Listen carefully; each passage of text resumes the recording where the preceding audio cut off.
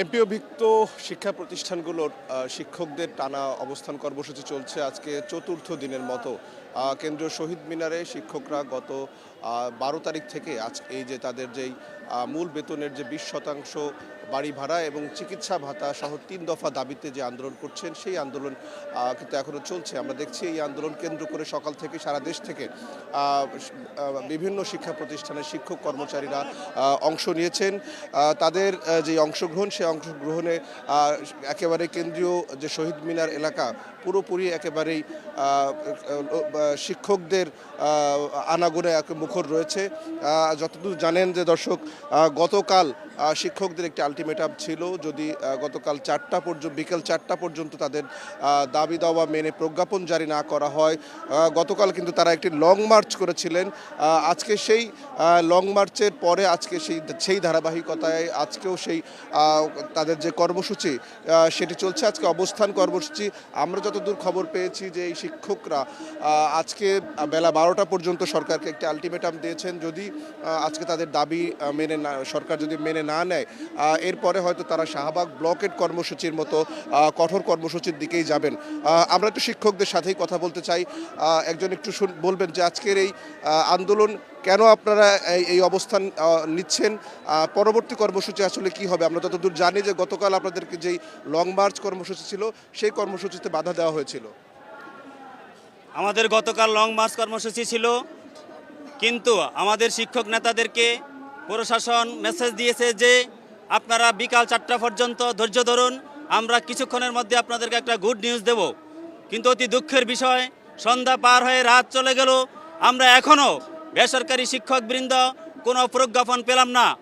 আপনারা জানেন 1500 টাকা চিকিৎসা ভাতার দাবিতে এবং 20% বাড়ি ভাড়ার দাবিতে গত কয়েকদিন যাবৎ আমরা রাজপথে লড়াই করছি।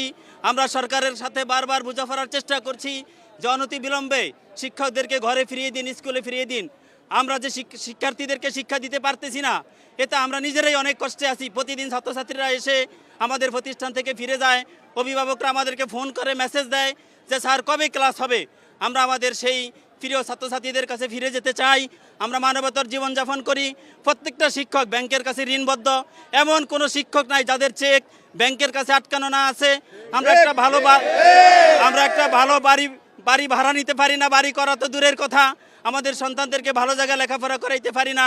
আমরা অনেক দুঃখে এবং কষ্টে দিন কাটাই। বাহিরে আমাদের ভালো জামা কাপড় থাকলেও ভিতরে আমাদের অনেক দুঃখ কষ্ট থাকে, কারণ আমরা শিক্ষক মানুষ। আমরা তো বাহিরে খারাপভাবে চলতে পারি না, কারণ আমরা হলাম জাতির আদর্শ, জাতির শ্রেষ্ঠ সন্তান।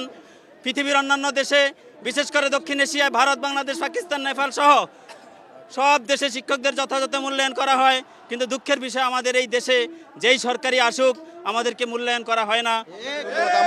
আমরা আরও একজন শিক্ষককে একটু শুনতে চাই যে এই দাবিটা আপনারা কি, অনেকেই বলছেন যে আপনারা নির্বাচনের আগ দিয়ে এই আন্দোলনটাকে ভিন্নভাবে দেখা হচ্ছে, অনেকে অনেকভাবে বলছেন যে আপনারা কোনো পলিটিক্যাল গভর্নমেন্ট যখন থাকে তখন কি আপনাদের দাবিটা ছিল, বা আজকে এই সরব অবস্থানের পেছনে কি ভিন্ন কোনো কারণ আছে কিনা?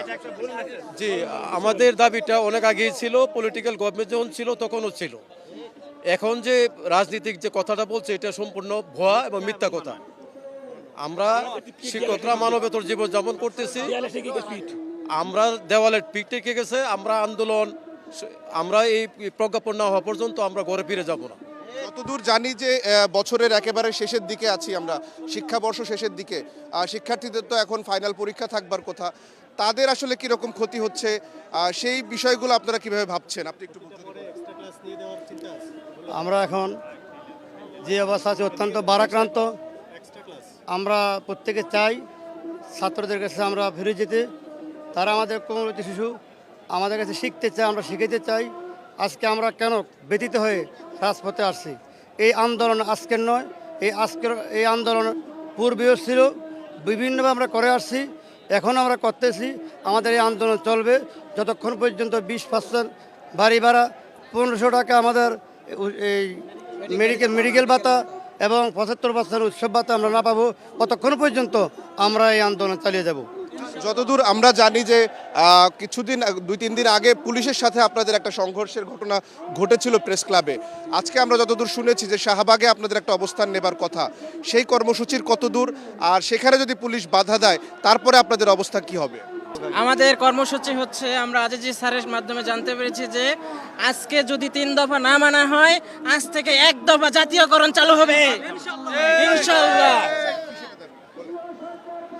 প্রিয় শিক্ষকবৃন্দ এবং সাংবাদিক ভাইয়েরা, আসসালামু আলাইকুম রহমতুল্লাহ বরকাতু। আল্লাহ রব্বুল আলমিন আমাদের মানব জাতি সৃষ্টি করেছেন এবং আজকের আন্দোলন নিয়ে আমরা একটু শুনতে চাই। মানব জাতিকে আল্লাহ সৃষ্টি করেছেন সেটা আমরা জানি, আমরা সংক্ষেপে একটু বলবো। আমরা আমাদের মানবতার দূত হযরত মুহাম্মদ মুস্তাফা সাল্লাল্লাহু আলাইহি সাল্লাম ছিলেন মানবতার শিক্ষক। আমরা সেই শিক্ষকের দায়িত্ব আমরা নিয়েছি। সুতরাং আমরা শিক্ষকের দাবি, আমাদের পেশাজীবী সংগঠন, আমাদের পেশা নিয়ে আমরা আমাদের দাবি দাওয়া নিয়েই আমরা এখানে মাঠে নেমেছি। যেহেতু সরকার আমাদের একজন সাধারণ কর্মচারী বেতন হচ্ছে দৈনিক 300 টাকা, যেখানে একজন নিরক্ষর একজন শ্রমিকের বেতন যদি 9-8 থেকে যদি 1000 টাকা দৈনিক হয়, আর একজন কর্মচারী কিভাবে আর 300 টাকা বেতন নিয়ে সে চাকরি করবে? এখন যেখানে রাস্তায় যদি থাকতে হয় কাকু, রাত্রে যদি যাপন করতে হয় রাস্তায়, সেখানেও তো 300 টাকা এই কি বলে যে আপনার 1000 টাকা দিয়ে 1 মাসে থাকতে পারবেন না। আর যেখানে যে বাড়ি ভাতা আমাদের দেওয়া হচ্ছে, যে বাসা ভাড়া দেওয়া হচ্ছে, যে চিকিৎসা ভাতা দেওয়া হচ্ছে, এগুলি ডাক্তারের বিষয় না। সুতরাং এগুলি আমাদের সাথে তামাশা করতেছে। যেখানে আমরা বৈষম্য ধন্যবাদ। আমরা একজন নারী শিক্ষককে যদি শুনতে চাই, আমরা একজন নারী শিক্ষককে একটু শুনবো যে খুব কষ্ট হচ্ছে তো নিশ্চয়ই আপনাদের এই কর্মসূচিতে আসতে। আপনি কোথা থেকে এসেছেন, কখন এসেছেন, এই গরমের ভেতরে আন্দোলনে আছেন, কি অবস্থা, আসলে আন্দোলন কি হবে? ধন্যবাদ। আসসালামু আলাইকুম। আমি গাজীপুর জেলা থেকে আসছি, গাজীপুর সদর থেকে মেঘডিবা আদর্শ উচ্চ বিদ্যালয়। আসলে আমরা শিক্ষকরা খুবই নির্যাতিত। আমাদের যেই বেতন ভাতা দেওয়া হয় তা দিয়ে আমাদের সংসার কোনোভাবেই পরিচালনা করা সম্ভব না। কাজেই আমরা শিক্ষক সমাজ খুবই আমরা বিপর্যস্ত জীবনযাপন করছি। বিশ্বের উন্নত দেশে শিক্ষকদের মর্যাদা সবচেয়ে বেশি, কিন্তু আমরা সেই হিসাবে আমরা ন্যূনতম জীবনযাপন করা আমাদের কষ্ট হয়ে যাচ্ছে। কাজেই খুব বাধ্য হয়ে আপনারা এই আন্দোলনে নেমেছেন। যতদূর জানাচ্ছিলাম প্রিয় দর্শক যে শিক্ষকদের এই যে কর্মসূচি সেটি কিন্তু 12 অক্টোবর থেকে তাদের যে লাগাতার কর্মসূচি সেটি চলছে।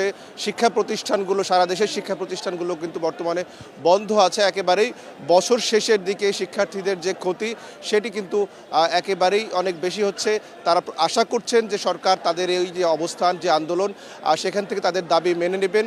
অন্যথায় তাদের যে কঠোর কর্মসূচির যে হুঁশিয়ারি রয়েছে সেটি তারা কিছুক্ষণ বাদে 12টার পরে হয়তো শাহবাগের দিকে তারা রওনা করতে পারেন।